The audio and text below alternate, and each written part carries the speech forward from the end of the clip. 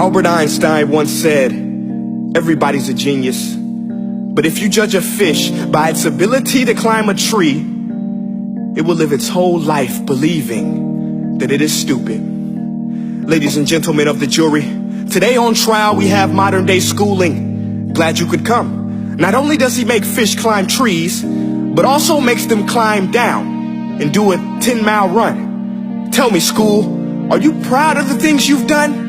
Turning millions of people into robots, do you find that fun? Do you realize how many kids relate to that fish swimming upstream in class, never finding their gifts, thinking they are stupid, believing they are useless? Well, the time has come, no more excuses. I call school to the stand and accuse him of killing creativity, individuality, and being intellectually abusive. He's an ancient institution that has outlived his usage. So, Your Honor, this concludes my opening statement, and if I may present the evidence of my case, I will prove it. Proceed. Exhibit A. Here's a modern day phone. Recognize it? Here's a phone from 150 years ago. Big difference, right? Stay with me. Here's a car from today, and here's a car from 150 years ago.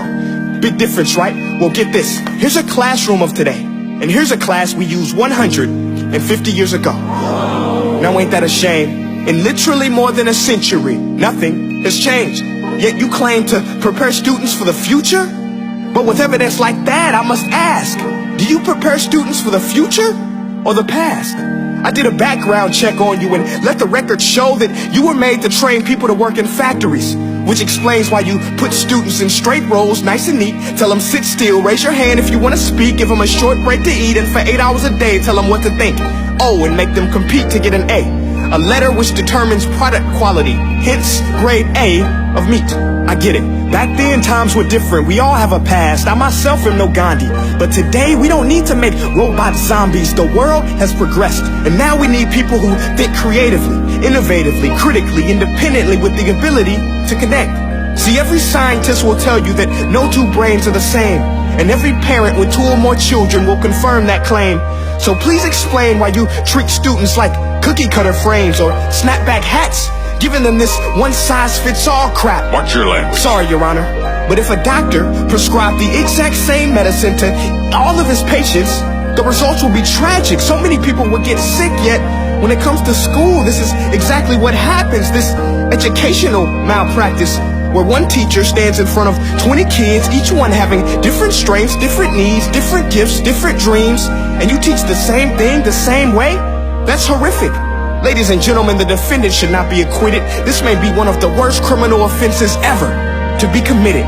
And let's mention the way you treat your employees. Objection. Overruled. I want to hear this. It's a shame. I mean, teachers have the most important job on the planet, yet they're underpaid? No wonder so many students are short-changed. Let's be honest, teachers should earn just as much as doctors, because a doctor can do heart surgery and save the life of a kid, but a great teacher can reach the heart of that kid and allow him to truly live. See, teachers are heroes that often get blamed, but they're not the problem. They work in a system without many options or rights. Curriculums are created by policymakers, most of which have never taught a day in their life. Just obsessed with standardized tests. They think bubbling in a multiple choice question will determine success. That's outlandish. In fact, these tests are too cruel to be used and should be abandoned, but don't take my word for it. Take Frederick J. Kelly, the man who invented standardized testing, who said, and I quote, "These tests are too cruel to be used and should be abandoned." Ladies and gentlemen of the jury, if we continue down this road, the results will be lethal. I don't have much faith in school, but I do have faith in people. And if we can customize healthcare, cars, and Facebook pages, then it is our duty to do the same for education, to upgrade it, change it, do away with school spirit, because that's useless. Unless we're working to bring the spirit out of each and every student, that should be our task. No more Common Core. Instead, let's reach the core of every heart in every class. Sure, math is important, but no more than art or dance. Let's give every gift an equal chance. I know this sounds like a dream, but countries like Finland are doing impressive things. They have shorter school days. Teachers make a decent wage. Homework is non-existent, and they focus on collaboration instead of competition. But here's the kicker, boys and girls. Their educational system outperforms every other country in the world. Other places like Singapore are succeeding rapidly. Schools like Montessori, programs like Khan Academy. There is no single solution, but let's get moving. Because while students may be 20% of our population, they are 100% of our future. So let's attend to their dreams, and there's no telling what we can achieve.